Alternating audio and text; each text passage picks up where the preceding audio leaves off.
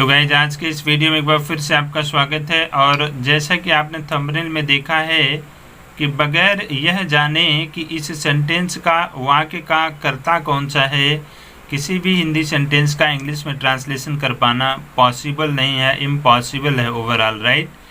तो आज के इस वीडियो में हम आपको बताएंगे कि सब्जेक्ट क्या होता है, सब्जेक्ट को जो है हम कैसे पहचाने और यह कितने प्रकार के होते हैं, मतलब इसका कितना रूप होता है, राइट ना। एक एक एग्जाम्पल करके हम सभी को बताएंगे।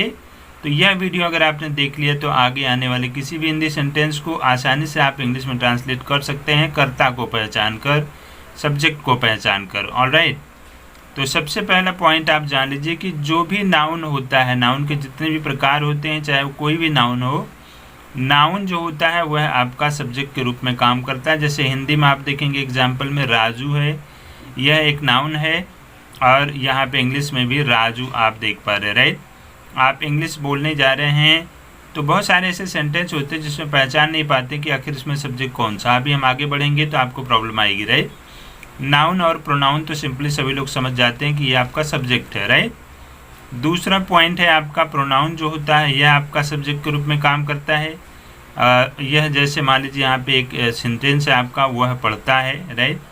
तो वह पढ़ता है में जो वह है वह आपका प्रोनाउन है, यह यहाँ पे सब्जेक्ट है। एक पॉइंट आपको और क्लियर करना है, जैसे मान लीजिए दो प्रकार के ओवरऑल सेंटेंस मिल जाते हैं आपको ट्रांसलेशन करने वाले।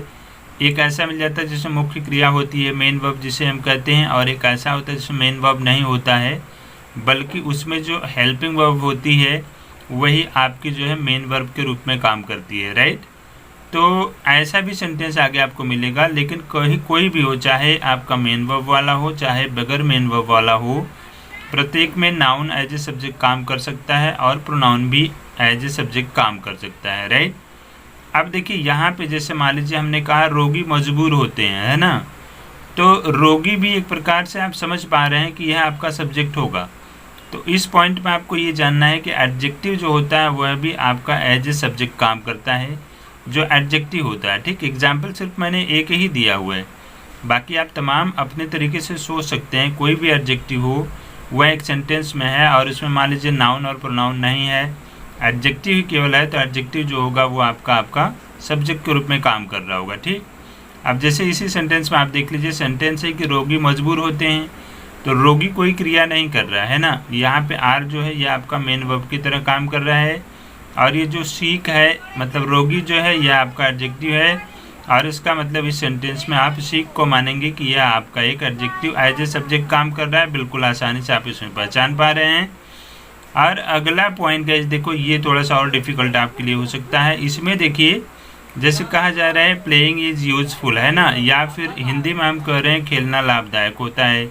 तो इस सेंटेंस में भी यह पहचानना बहुत मुश्किल है कि इसमें आखिर कौन सा शब्द जो है वह सब्जेक्ट है आपका, है ना। तो इसमें आपको ये पहचान लेना आवश्यक है कि इसमें जो जिरंड है ओवरऑल, प्लेइंग जैसे एक जिरंड होता है, किसी भी मेन वर्ब में आईएनजी जोड़कर अगर हम सब्जेक्ट के रूप में काम कराते हैं तो वही आपका जिरंड कहलाता है, ठीक। तो यहाँ पे प्लेइंग जो है ये आपका एज ए जिरंड सब्जेक्ट के रूप में काम कर रहा है इस सेंटेंस में। और बाकी ये चीज़ें भी क्लियर करना है कि अदर जो सेंटेंसेस है उसमें ये जिरंड भी हो सकता है, ऐसी बात नहीं है। लेकिन अगर ये अकेले है बाय द वे और एडजेक्टिव या प्रोनाउन या नाउन नहीं है तो जिरंड उस सेंटेंस में जो है आपका सब्जेक्ट के रूप में काम कर रहा है, ठीक। अगला पॉइंट आप देखेंगे यहाँ पे पॉइंट नंबर 5 है आपका। यहाँ पे बताया जा रहा है आपका इन्फिनेटिव एज सब्जेक्ट, राइट।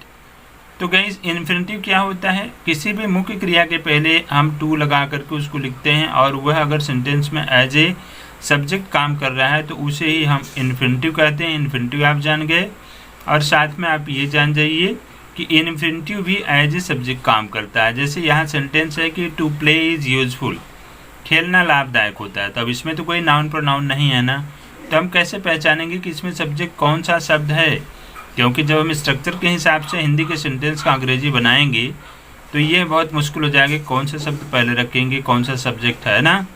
तो यहाँ पे आपका इन्फिनेटिव जो है टू प्ले, यह आपका सब्जेक्ट के रूप में काम कर रहा है। ऑलराइट, अब हम सेकेंड लास्ट पॉइंट पर आते हैं गाइज, और इसमें बताया जा रहा है कि क्लच जो होता है वह भी आपका एज ए सब्जेक्ट काम करता है।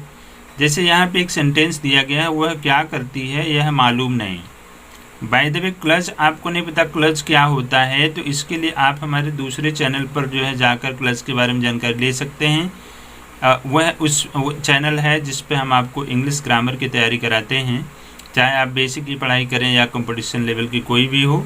तो केवल ग्रामर की पढ़ाई करना चाहें तो आप नीचे दिए गए डिस्क्रिप्शन बॉक्स में ग्रामर के चैनल का लिंक है, उस पर टच करके आप वहाँ पे जा कर के ग्रामर के चैनल की डिटेल को देख सकते हैं। ऑलराइट, तो यहाँ पे आप ये जान जाएंगे तो आसानी से समझ पाएंगे कि इस सेंटेंस में क्लच जो है वह क्या करती है। यह एक प्रकार से आपका सब्जेक्ट के रूप में काम कर रहा है, ठीक। तो ऐसे में गाइज ये पहचान लेंगे तो आप आसानी से ट्रांसलेशन कर सकते हैं। लास्ट पॉइंट आप यहाँ पे देख पा रहे हैं, फ्रेजेज एज ए सब्जेक्ट। जो फ्रेज होता है यह आपका सब्जेक्ट के रूप में काम करता है। जैसे कैसे बोलें, यह एक समस्या है ना। फ्रेज क्या होता है वो भी आप नहीं जानते, तो वह भी आप चैनल के लिंक पर क्लिक करके जो है ग्रामर में जाके जान सकते हैं। और यहाँ पे जो फ्रेज है कैसे बोलें, यह आपका एक फ्रेज के रूप में काम कर रहा है, तो यह आपका जो है सब्जेक्ट के रूप में इस सेंटेंस में काम कर रहा है, ठीक। तो गाइज ये ओवरऑल 7 पॉइंट है जिसको अगर आप जान गए तो आसानी से समझ जाएंगे कि इसमें यह शब्द जो है सब्जेक्ट है, या शब्दों का यह समूह जो है यह आपका सब्जेक्ट के रूप में काम कर रहा है। अब इतनी चीज़ें अगर आप जान गए तो फिर आप स्ट्रक्चर के हिसाब से सभी शब्दों को अपने अपने स्थान पर रखेंगे और आपका जो सेंटेंस होगा वो इंग्लिश में आसानी से ट्रांसलेट हो जाएगा, राइट।